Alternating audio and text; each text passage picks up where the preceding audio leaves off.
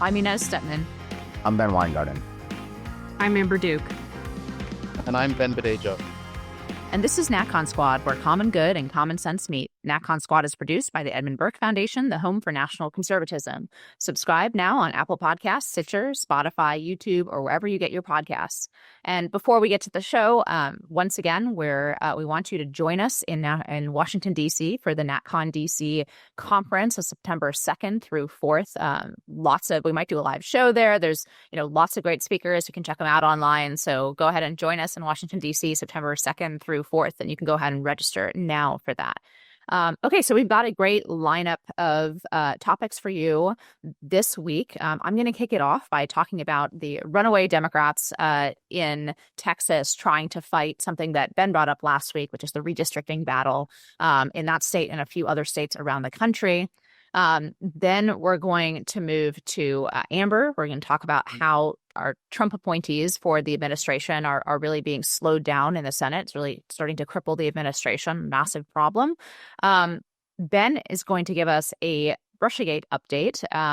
And finally, guest Ben, as we're calling him, is in for Will today because Will is literally expecting, his wife is expecting a baby at any moment now. So he is more than busy today. So Ben is kindly agreed to guest sub for Will this week. But he's going to be talking about the ongoing battle of the Trump administration against elite universities. And with that, I'm going to go ahead and kick it off and talk about these runaway Texas Democrats. So thanks to Ben Weingarten for giving, I think, a really good overview. If you're not familiar with the redistricting issue, you can just go one episode back where Ben did a great job of sort of laying out the issue here. But the front lines of this issue have really focused in Texas. There's a few other states, Republican states, that are looking at redistricting, including Ohio, Missouri, and Florida. But right now in Texas, they are experiencing something that will be familiar to people who are following state politics in 2021, which is the phenomenon of the runaway Democrat. They refuse essentially to have a quorum in the state legislature. And so the Democrats literally flee the state. This has happened before, and refuse to allow the majority to actually conduct business because there aren't enough legislators to produce the quorum necessary to continue to conduct business. So this is their last-ditch effort to try to stop this redistricting plan. They've fled to a bunch of different states, some to Chicago, some to New York, and they're talking to the press there.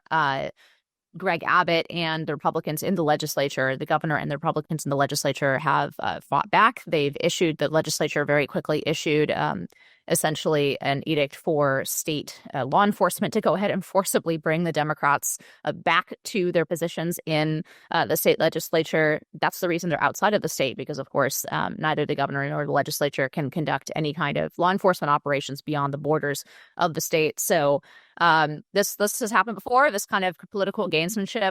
Not sure how exactly it's going to end. But this redistricting battle is going to continue to be very important. Democrats also threatening to fight back in their own way by redistricting Democratic states. There are a few issues with that. Kathy Hochul, governor of New York, said she's going to be looking into a redistricting plan. California Governor Gavin Newsom has said the same thing. The problem is a lot of these states are heavily gerrymandered already for Democrats. So I know I'm a native Californian. I live in New York now. California has been horrifically gerrymandered for Democrats for a very long time. They had this fake independent commission that is run by Democrats, but also may kind of slow down any further moves by the governor or the state legislature there, because it has to go through this quote unquote independent commission there. In places like New York, the state has already rejected. Democrats tried to gerrymander the state so much that their own state courts rejected those maps. So I don't know why the governor thinks that she can come up with something that both helps Democrats more than they already have been helped by redistricting in the state, but also will be supported by state courts in a way that the previous map was not. So actually, I think there's kind of not a lot of wiggle room. Illinois is already one of the most gerrymandered states, as one can imagine, with its reputation. So this is not new. Last time we talked about the impossibility of taking politics out of politics. Not sure how any of this is going to end up in terms of the Texas Democrats and when they're ever going to come back home to their home state. As soon as they set foot there, they will be brought forcibly to the state capitol. Abbott is threatening them with bribery felony charges as well, because they are raising money and accepting money for essentially a legislative act. So he says that qualifies for bribery. Probably a lot of negotiations happening behind the scenes. So the bottom line here is, with this redistricting in Texas and others, it gives, combined with the polls and how the polls are looking for Republicans, which there's a long way until November, but still looking in 2026 like the Republicans have a pretty good chance of keeping the House of Representatives as things stand right now. So what do you guys think about all this? Is this obstruction of the legislative process? We know that Democrats are always talking about how that is somehow illegal. They like to charge Republicans with that. And now they are obstructing the legislative process in Texas by avoiding the vote and avoiding the state. What do you think is going to happen with these runaway Democrats? And then ultimately, what are the conclusions that you draw from these redistricting battles, whether that's about how Republicans should posture going forward, how they should think about redistricting, and then also this thing that's hanging over all of these redistricting battles, which is the potential Supreme Court case on the census and whether or not the census should count people who are illegally in the country, because that would make a massive change in the legislative map and the redistricting map and the availability of House seats, for example, in sanctuary states like California and New York. So any of that, fair game. Turn it over to the group.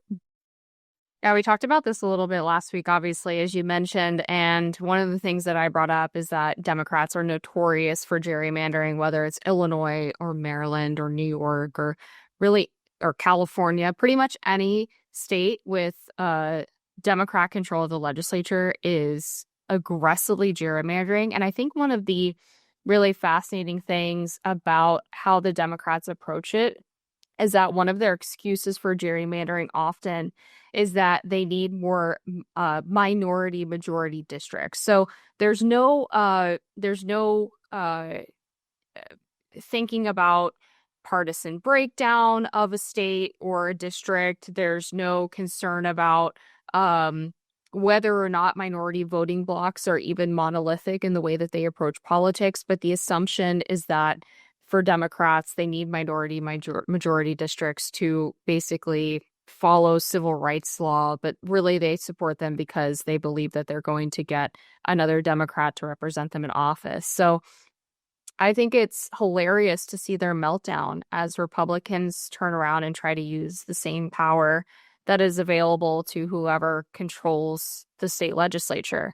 That should be pretty obvious that Republicans should do that, but they've always shied away from the topic because they're worried about blowback.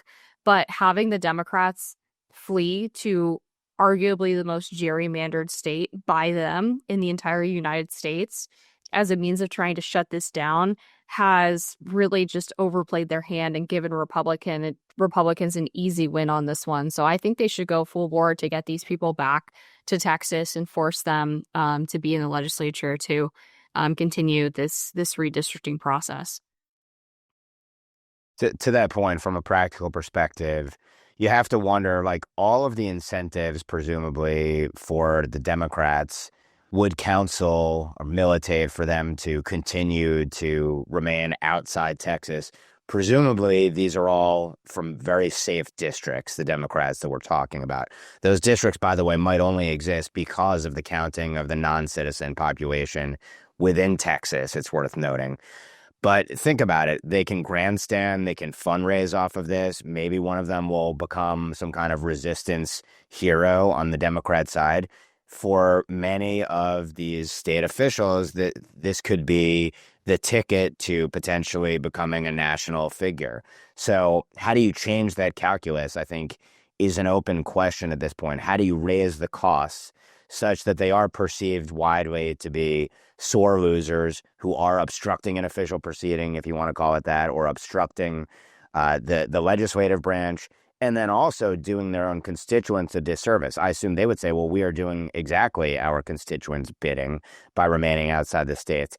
Again, the question is, how do you raise the cost such that they become losers and the optics look terrible for them? And it's not quite clear what will make them look bad, at least with respect to their own constituents. That said, I totally agree as well. The irony here, of course, they go to the most gerrymandered states possible. Democrats hate the fact that Republicans would dare ever exert their levers of power and actually try and do the bidding of their own voters. That's what the Democrats really hate about this, because they've gamed the system to the nth degree, and they still are basically at a 50-50 split country within the House, despite the fact that they have gamed the system to the nth degree. And despite, as we talked about last episode, that there were quote unquote census errors in 2020 that all happened to cut in the Democrats' favor. Last but not least, I think on this issue of non-citizens, including illegal aliens, being counted in the census, this is another area where Congress is to some extent MIA. There's legislation in the House. There was legislation that passed in the House last session. There's not been commensurate action on the Senate side to push for legislation which says that for purposes of apportioning House seats, we will only count American citizens. This is something that will no doubt be litigated up to the Supreme Court. It almost got there during Trump 1, but there was a lack of standing, and the issue essentially wasn't ripe, essentially, I think, when the Supreme Court was looking at the fundamental question of what do the founders believe when it comes to counting peoples, who ought they to be. Remains an open question, a debated question, and I think that you should have the legislative branch working on it. There is already state litigation on this matter that is pending, and then obviously you should have the Trump administration through its own regulatory powers, including over the Commerce Department / Census Bureau, rewriting regulations to not count people just because they reside in a certain place. But all that said, when you get into the weeds and you get into the nitty-gritty of this, of course, the next census will be after 2030.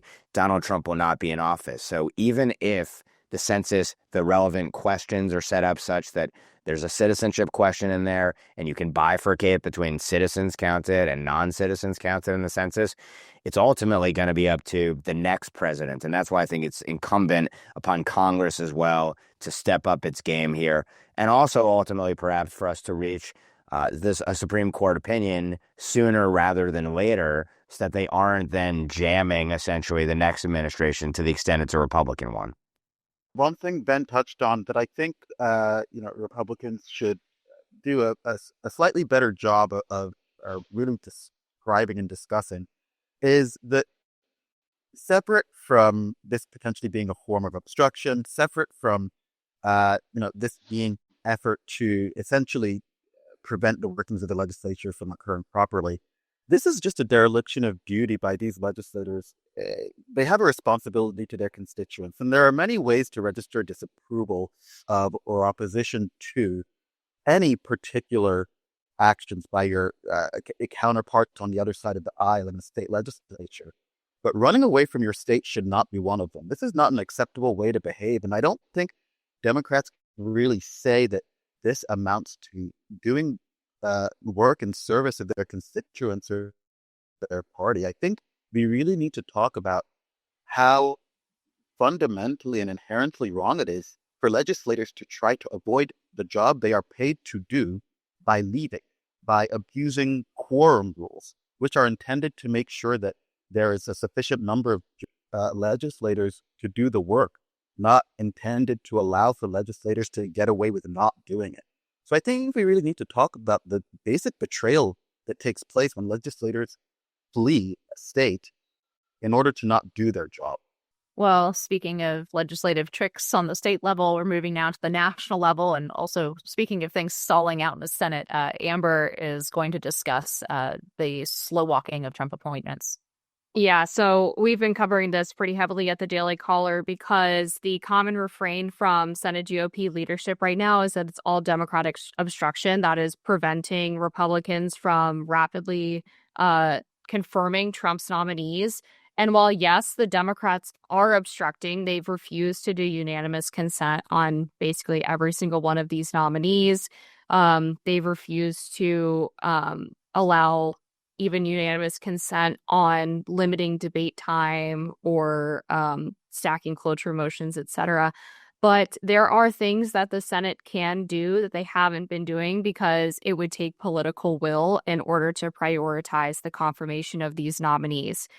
They themselves could stack the cloture motions, which would rapidly speed up the process. Now, it would still be really slow. Each nominee still needs this about a 2.5 hour time period from start to finish to get the confirmation done. But if the Senate were to work for a week, even 2 weeks straight, they would at least get through the 140 or so nominees that have already gone through their confirmation hearings.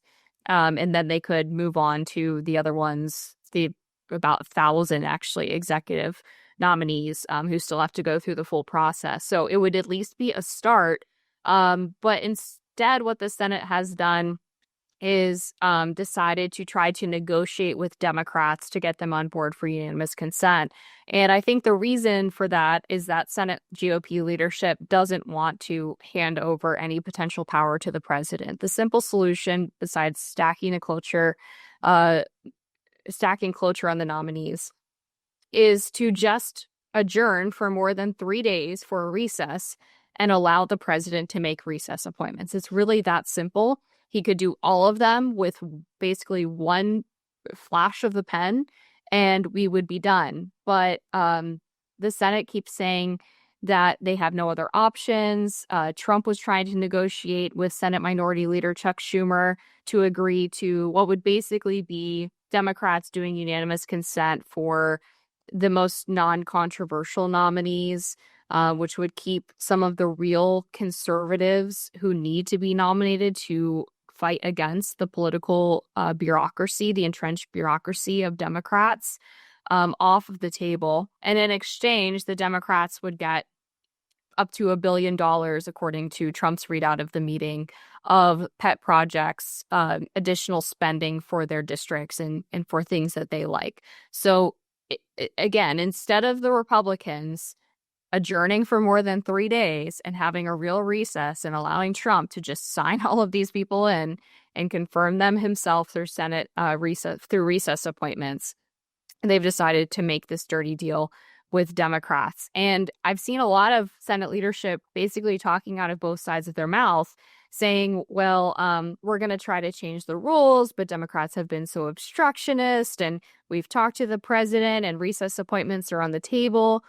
You could just do them. Like, there doesn't have to be a conversation about it. You can just not adjourn from only August 2nd to August 5th, leaving not enough time for the president to do it.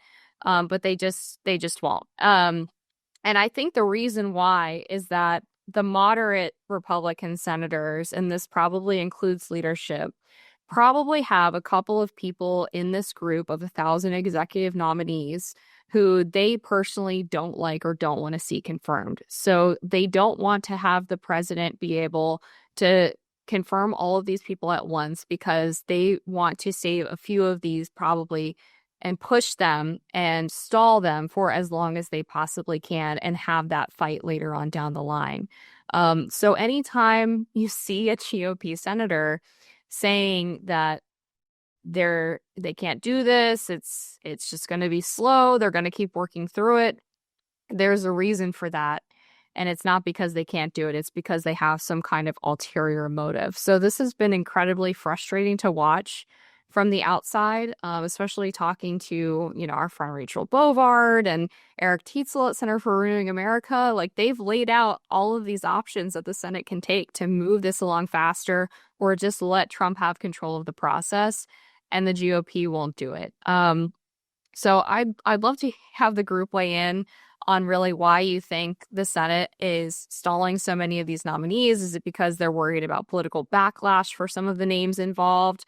Perhaps there's moderate senators who want the ability to actually have negotiations, because if we're looking at the recent negotiation process with Chuck Schumer, for example, I think it's entirely likely that Murkowski and Collins and some of these other moderate senators also want to be involved in that and want to be able to prevent certain things that they don't want spending cuts to be included in those deals, for them to agree to unanimous consent for a lot of these nominees. But overall, this is just a complete failure from Senate GOP. And anyone who tries to tell you that it's the Democrats' fault when Republicans have a 3-seat majority is just totally missing the forest for the trees. I think you hit the nail on the head with the kind of 30,000-foot response of this is not a matter of capability, it's a matter of will. And Democrats would never find themselves in the type of position, were they in the majority, that Trump finds himself in. To your point, there could be all sorts of ulterior motives here. There may be a fear about potentially toxic nominees that you're going to have to fight for and that your opponent is going to try to use against you to the extent your seat is up in 2026, et cetera. But more fundamentally to me, what this comes down to is a continued lack of recognition of what time it is by many in the Senate, and apparently including Senate leadership, a lack of genuinely being on the MAGA side and representing their actual constituents despite paying lip service to them. And it represents, I think, that official Washington remains still diametrically opposed in many ways to the administration. Now, I think obviously we have to distinguish between the Senate and the House here. And there are ideological reasons, there are political reasons, there are personal reasons why the senators differ from the House majority, I think. And so you're going to get probably more moderate, quote unquote, positions on the average from Republicans in the Senate.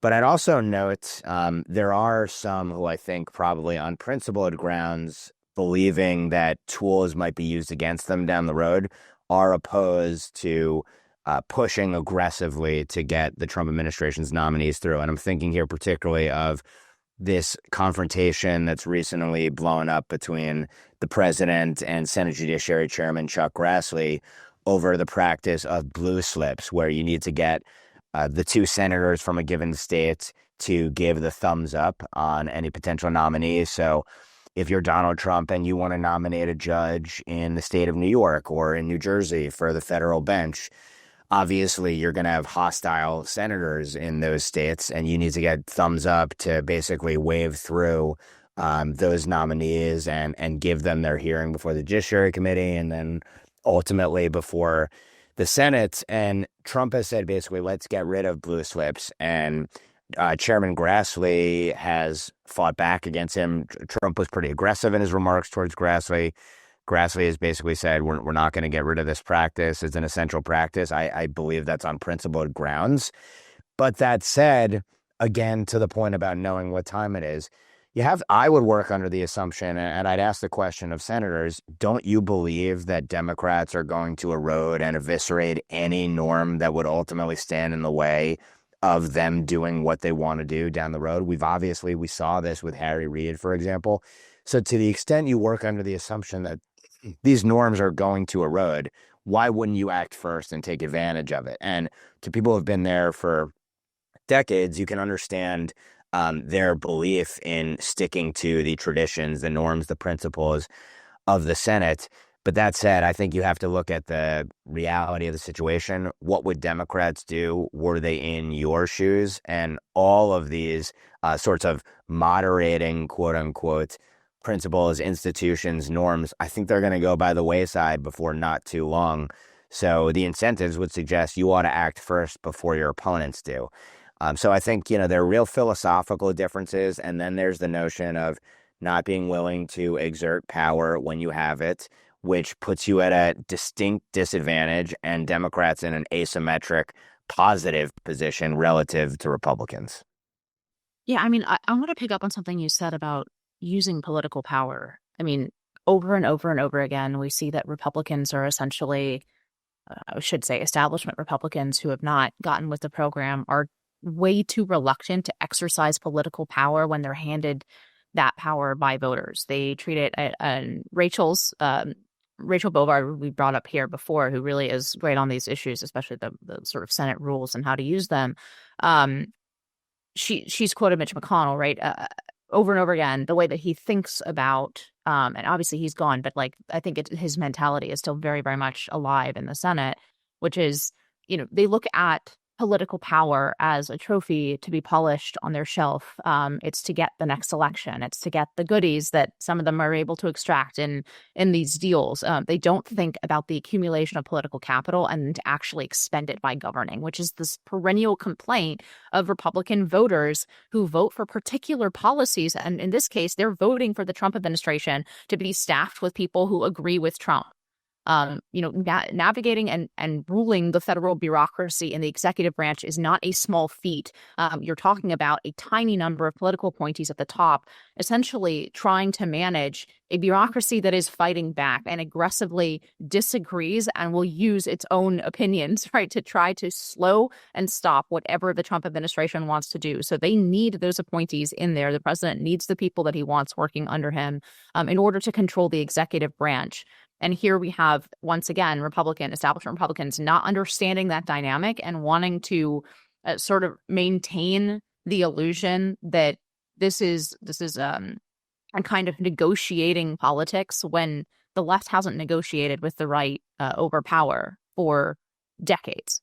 And so I do think, the Dave Reboy phrase, what time it is, right? I think it really is once, like, it's amazing to me that we're still talking about this mentality in the Republican Party, but it still remains. And every time I go back to Washington, D.C., and I talk to my friends on the Hill or anything like that, it just smacks me over the head that actually there's a huge number of Republicans in D.C. that still do not think this way. They still do not understand any of the dynamics of the current political moment. And this is just one more example of that. And just to round this out with some of the things that I know that Rachel Bovard would want to say, we don't even need to break some of the norms that Ben was referencing. We don't even need to do that. The Senate has options. It can, as Amber pointed out, it can stack those cloture votes. It can work 5 days a week, which it has not been doing, right?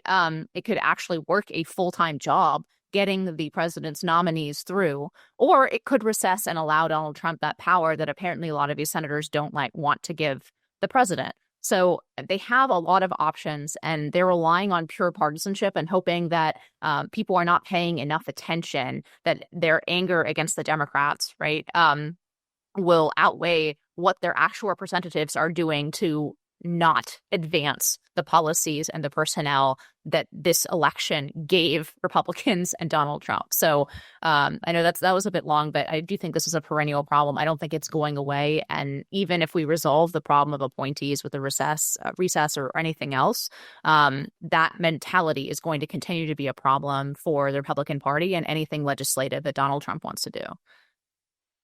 Just to add, I don't think it's just that some of these senators don't understand what time it is, although that may be part of it. I don't think it's just that some of them may actually oppose certain nominees or may be failing to do what Democrats would do in terms of, maintaining the so-called norms and principles of the Senate and its rules. I think part of this is also that some Republican senators don't want President Trump to be seen as too successful too soon. Some of them want, going into 2028 elections or 2026 elections, they want to be able to sometimes look a bit more moderate if that plays well in their state. They want to look a little less or be a little less beholden to President Trump. There's personal animus behind the scenes sometimes that does not get discussed. Some people don't want to have to turn to President Trump for an endorsement. They want to be able to ride the coattails of his presidential victories, but not have to hitch a ride to his start. They want to leave the door open to be able to say that they were not responsible for pushing through some of these nominees too quickly. Not because they don't support these nominees for substantive reasons or in principle, but rather to be able to maintain an independence or an appearance thereof that they can deploy when they're running for re-election or in other contexts. So I think this is a bit more of a cynical take, but I think this is also part of the situation. Totally agree. And with that, let's turn to Ben Weingarten to give us updates on the largest political scandal in American history, I think. So, but not if you read legacy media, because they were in on it, of course. So there have been a few developments with respect to Russiagate since we last spoke. First of all, late last week, the federal government, and this was via Chuck Grassley's office conveying this, released the declassified annex to the John Durham report, which, as our listeners and viewers certainly know, was the purported investigation of the investigators. And without going into the gory details of everything that came out in that annex, one of the big takeaways was that there seemed to be credible evidence in the form of emails or composites of emails that the Obama deep state essentially possessed in early 2016, showing that that Hillary Clinton had given the go-ahead to execute a plot to tie Trump to Russia in a bid to dirty him up, discredit him, and also distract from her own corruption and her email scandal.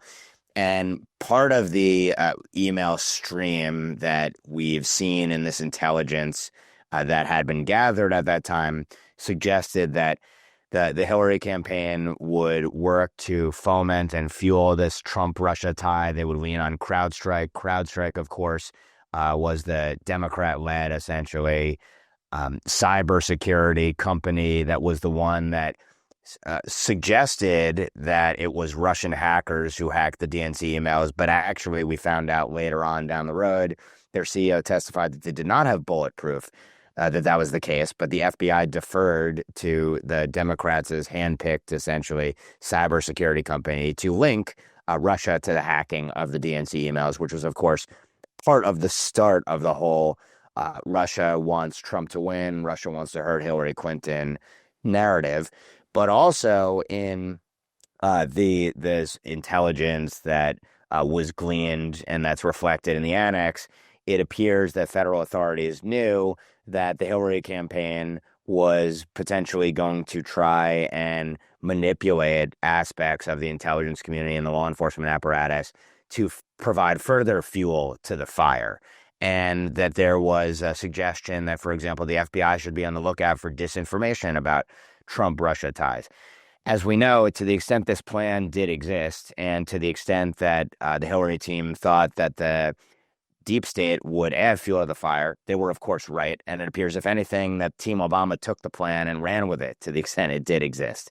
That's sort of the takeaway from Russiagate, knowing that this was a fraud from the start and foisting it on the American people, which brings us to the latest bombshell news, which is that apparently the Trump DOJ is preparing a grand jury to look at evidence associated with the intelligence community with respect to Russiagate as a potential conspiracy. And this comes on the heels, obviously, of declassification of other documents showing us just how fraudulent the whole Trump-Russia narrative was, the concoction of the quote-unquote intelligence community assessment, linking Trump to Russia, saying that Putin favored Trump. And we know that there were people at the top of the deep state, namely including, it looks like at least, John Brennan, Comey, Clapper, who were saying Steele dossier had nothing to do, fraudulent Steele dossier had nothing to do with the ICA. But then, of course, we now find out that in the highly classified version of it, it's essentially referenced and it's part of the annex. And we know that all of the supporting evidence, so-called, behind the biggest assertions of Trump-Russia collusion were garbage, essentially, even just fragments of a conversation that a source had with a high-level intelligence official. So now we know that there's a grand jury looking at this. Last point I'll make before going back to the grand jury is that we also today, I don't know if this is related or not, but James Comer, chairman of the House Oversight Committee, put out a tweet saying that subpoenas have been issued for depositions with a whole slew of figures that might be implicated here. Among them, Hillary Clinton, Merrick Garland, Jim Comey, Bill Barr, Robert Mueller, Loretta Lynch, Eric Holder, and others as well. Again, not clear if there's a nexus here to fraudulent Trump-Russia narrative. Also, we've recently seen some further declassified information regarding how the DOJ deep-sixed the Hillary email server investigation, so the double standard there is glaring. But to go back to the grand jury, we've talked about before kind of what justice for Russiagate demands. I don't think that we would have this information about a grand jury being put together and pursuing potential indictment or indictments associated with this conspiracy if the administration or if the DOJ didn't plan to move forward and to indict. We'll have to see where this grand jury is being impaneled. We've talked about before a few different challenges that DOJ will face here. One is, can you make the crimes stick? And if we're talking about conspiracy to defraud the U.S. government, or we're talking about conspiracy to violate rights, these are sort of fluid and general charges. But have they been applied in analogous situations? Of course. And obviously, stepping back, if you're on the left, you brought these charges against Donald Trump and you brought these charges against others in totally asinine situations. And they are able in their jurisdictions to secure, generally speaking, the kinds of rulings that they want, albeit maybe not in the Trump cases.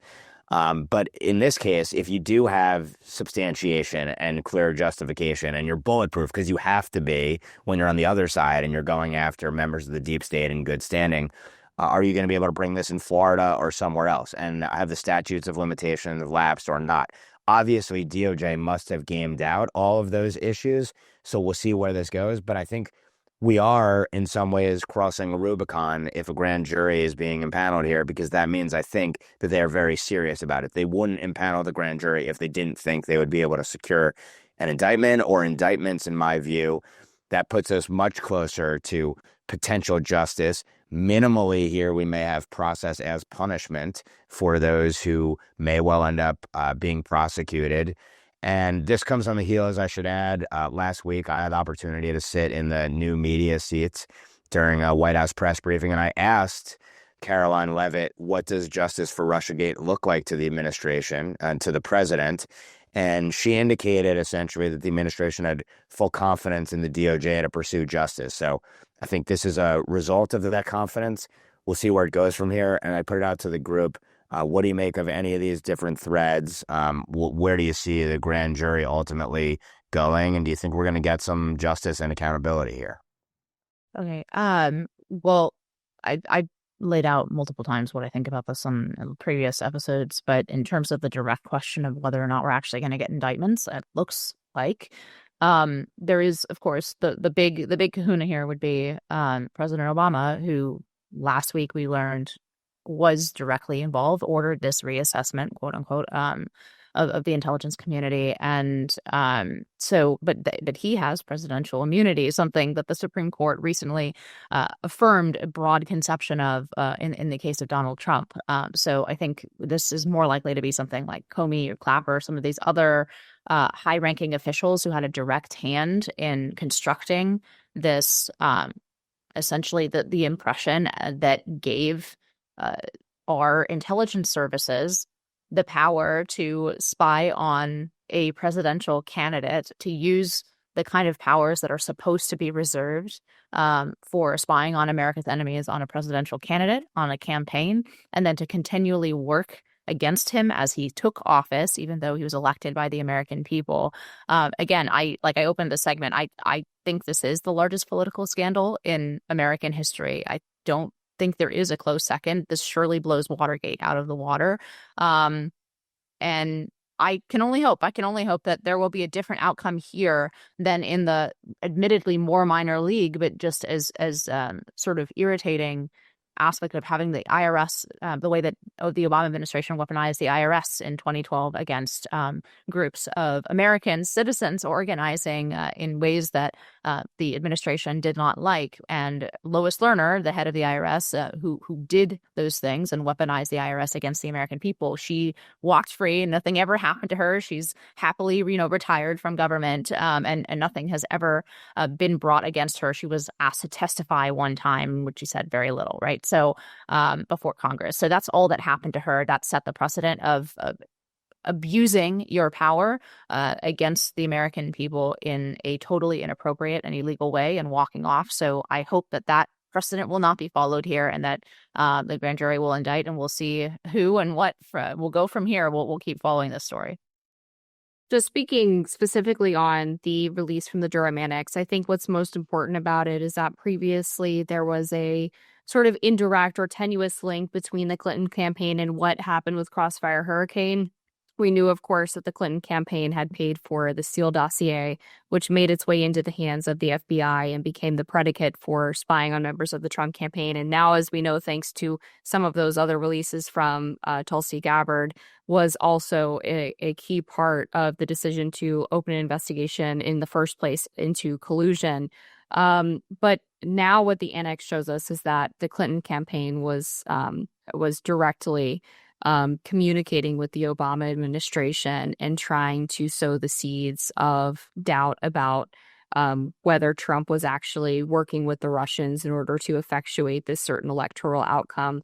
And so the idea that the intelligence community was taking cues from the campaign of a political opponent rather than just using the compromise they had collected, but actually helping to craft this narrative is extremely important to understanding exactly how this all happened, and is quite damning for all of the people involved because of how much it proves the political weaponization of the IC.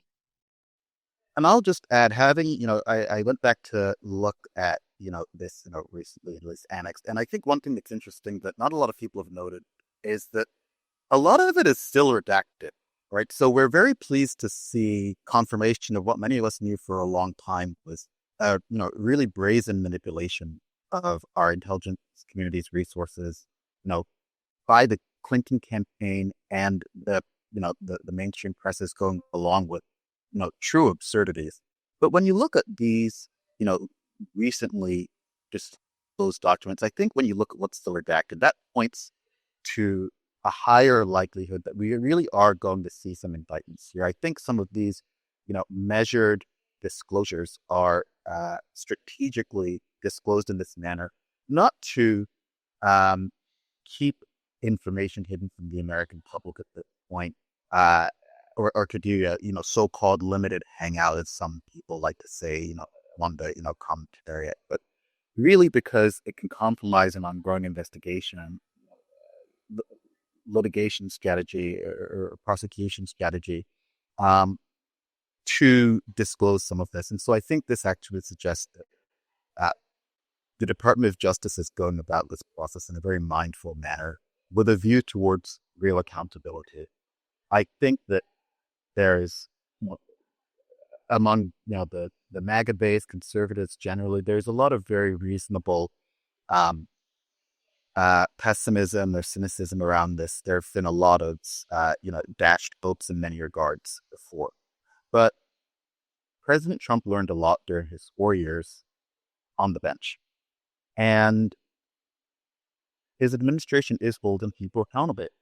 I think we're going to see indictments, and I think the way some of this information has been brought to the public over the past few weeks is indicative of an integrated and strategic approach to explaining to the American people what's happening without compromising a strong prosecution going forward.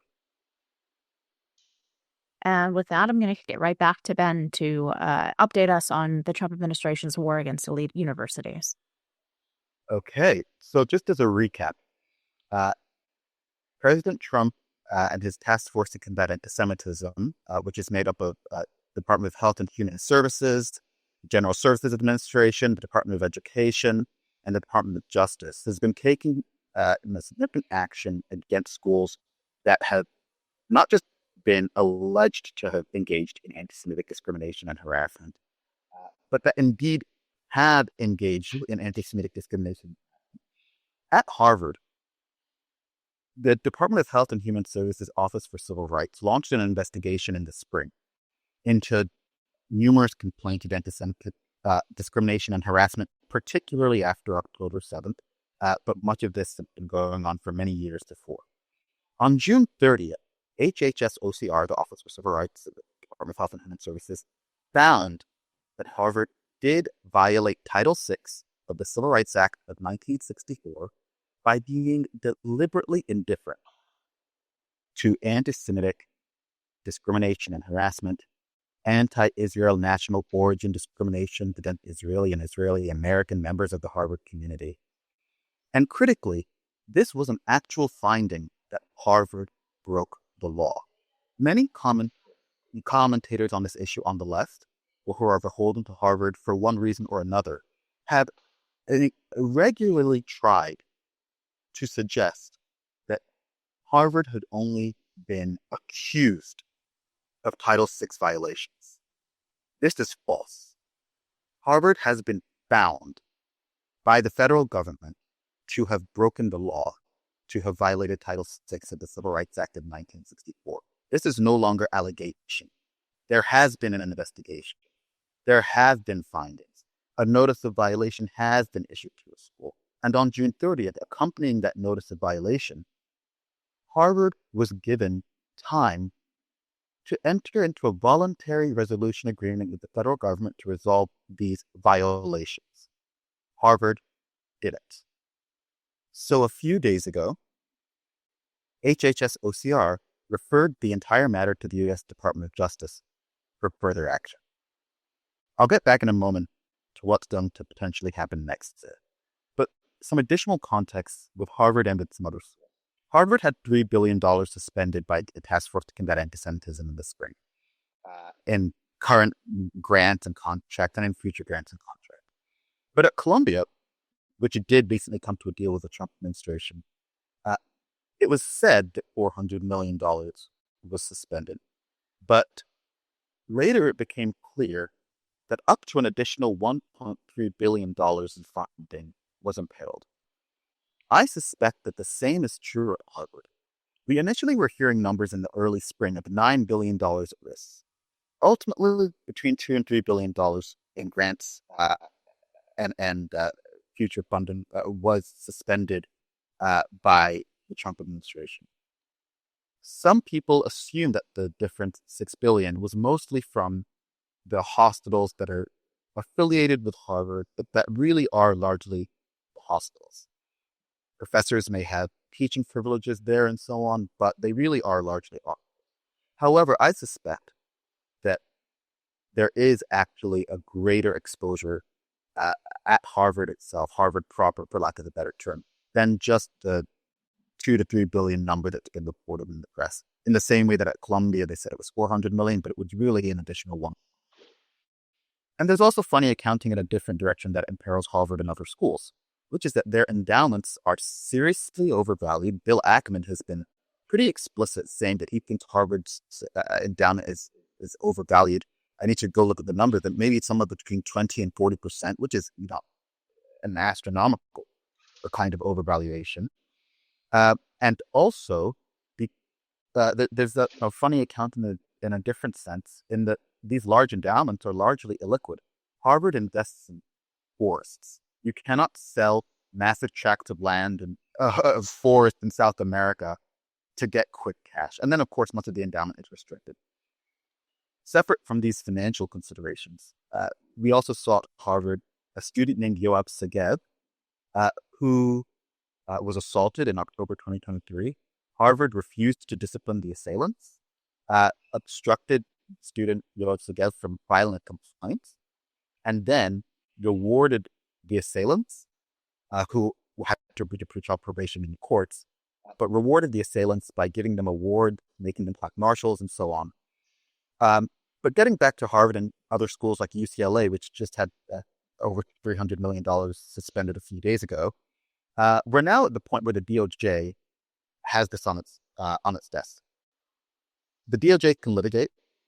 The DOJ's litigation and other enforcement actions against Harvard can lead to the loss of its accreditation, which was already flagged by the Trump administration a few weeks ago. If its accreditor does not respond by stripping Harvard of its accreditation in response to its noncompliance with the federal government, the accreditor itself, which accredits over 200 colleges and universities in the country, can lose certification from the Department of Education. Without accreditation, a school cannot get access to Title IV funds, not Title VI, and this is something that isn't really been discussed. Title VI of the Civil Rights Act of 1964, non-discrimination and so on. Title IV of the Higher Education Act is about access to student loans. Non-accredited schools cannot get students to give them tuition dollars via the federal government student loan programs. This is the real threat that Harvard and other schools now face, and that the schools that are fellow accreditees of the same accreditor as Harvard now face. As a result of the situation Harvard has put it and them in. Harvard has nervously rushed to create the appearance of change by recently getting security funding to a Jewish, gathering group on campus, Hillel, but not yet for their group. Another group, Chabad, has created so-called partnerships with Israeli universities that really aren't partnerships. They've one study abroad offering that was already in existence. It's just now formal, but students could always study at Ben Gurion University in Israel as a study abroad option at Harvard. They just had to do it as a customized program. Now it's on the official list. Not a big change. And now there's a fellowship for Israeli graduates or graduates of Israeli universities in the biomedical sciences to do a postgraduate fellowship at Harvard Medical School. But that's not a partnership with an Israeli university. That's just saying Israeli graduate can apply to this program at Harvard. So the state of play today is Harvard still hasn't come to an agreement. The Trump administration has been relentless with Harvard and with other schools in really applying the full weight of the federal government to really combat anti-Semitism, outright anti-American and anti-West behavior on these campuses, to get them to stop nakedly violating Title VI, including against white applicants, including against Asian Americans. And the question now is the Trump administration going to get an agreement with Harvard? Or is it likely to pursue through the DOJ the real hammer of finalizing permanently these funding losses and pursuing potentially stripping Harvard of its accreditation, which is basically the death of the school? It would be great to hear from each of you what you think about the overall approach of the administration towards this. I personally think it's been phenomenal. Some people may disagree. And what you think the DOJ is likely to do now that they have this on its desk and the ball's in their court if they want to really say to Harvard, we're done here. Yeah, I mean, obviously, I've been arguing for exactly this for 10 years. And Ben is exactly right to point out that grants are a small tip of the iceberg in terms of the exposure that most universities, their entire business model is completely dependent on taxpayer funds in a variety of different ways. And the big punishment ultimately would be to strip their eligibility through accreditation for Title IV funds, which would be, I mean, basically every student loan, every university in the country operates heavily dependent on the federal student loan funds. This is something that I keep hammering because I think there's this assumption out there that most of the student loans are private. The federal government, there's no bank, right? And the federal government issues and holds 93% of student loans. So 93% of people who take out student loans to go to university can only go to accredited universities. So you're essentially locking yourself out from your entire customer base if you are a university and you become ineligible. Now, there are universities that operate without any federal money, including federal loans. Universities like Hillsdale, they didn't want any of the strings that are now sort of wrapping themselves around all of these universities. I do want to highlight one thing to add to Ben's excellent rundown of all of this, which is that when the Trump administration has settled, it has not focused only on Title VI. So Title VI has been the baton that they have used, and because it's been so easy and there's so many public examples after October 7th of the university essentially tolerating discriminatory behavior, not speech, behavior, like preventing Jewish students from attending classes after protests, preventing Jewish students from crossing the quad, assaults, all of the things that the university had an obligation under civil rights law and Title VI to do something about and refused to do. This has just been sort of the low-hanging fruit. But when we've seen these settlements, to the extent that universities have settled, so Harvard is trying to fight all of this. Columbia has settled. We'll see which direction a lot of these universities go going forward.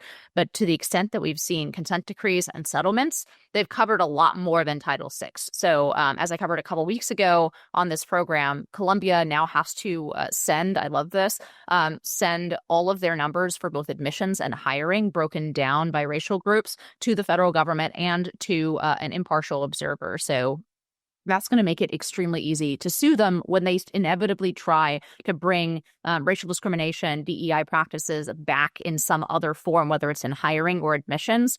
that will be reflected in the numbers they have to send twice a year to the feds. So these settlements are not just covering things about the protests or anti-Semitism or Title VI. They're covering racial discrimination against white students, racial discrimination against white applicants, against Asian applicants, and Asian employees of the university. So a lot of the violations that universities have gotten used to flagrantly doing over these years has left them with basically they're over a barrel. They have massive exposure here. As Ben pointed out, their enormous endowments are not that liquid.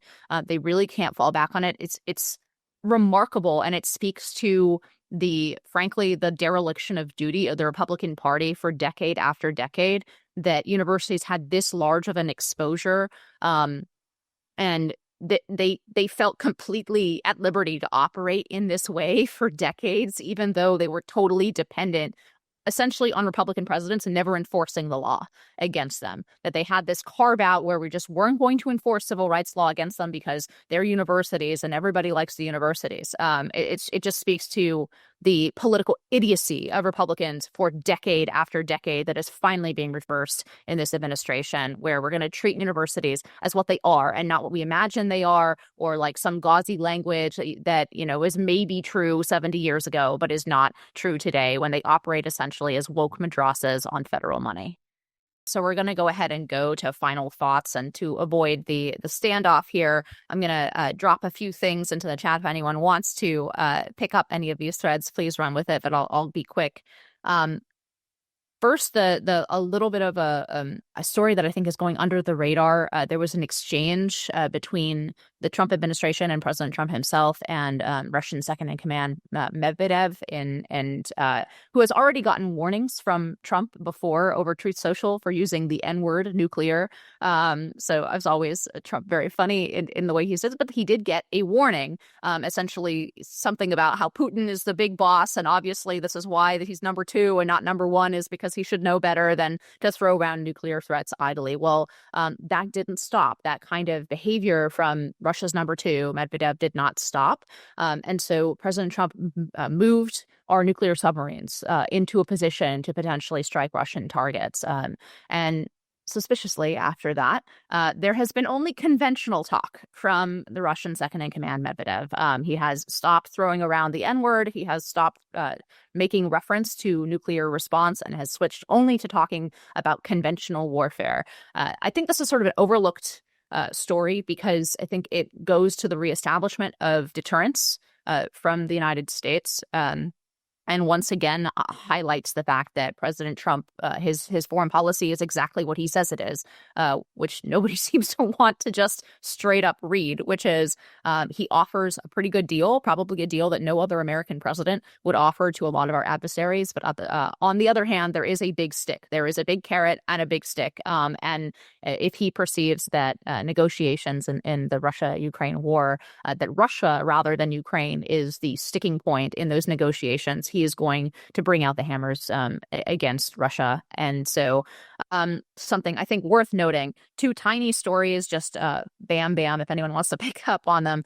Albert Pike, the sole Confederate statue in the federal district, is going to be re-raised after he was torn down in the riots of 2020 surrounding the George Floyd protests. So nobody knows among those rioters. I guarantee you, nobody knew who Albert Pike was. He had a statue not because he was a Confederate general, but because he was a big Mason. And the Masons actually raised that statue in Washington, D.C. But he was somebody, went into Wikipedia and found, okay, are there any Confederate statues in the federal district? And they found poor Albert Pike. So Albert Pike is going to be re-raised by the National Park Service.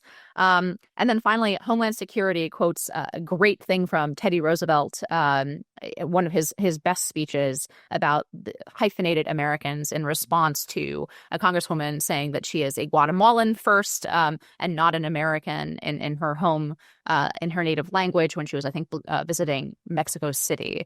So great quote from Homeland Security. Social media just shows what a change in the institutions there has been in this administration. The reversal of tearing down some of these statues, I think, very symbolic. And then quoting a great speech by President Teddy Roosevelt on how hyphenated Americanism is no Americanism at all. My final thoughts are just to add a little bit more to my segment, actually, because we were talking about the sort of political norms and how some Senate Republicans might not want to break them because of fear of Democratic retribution, or just because they're a little too buttoned up, let's say.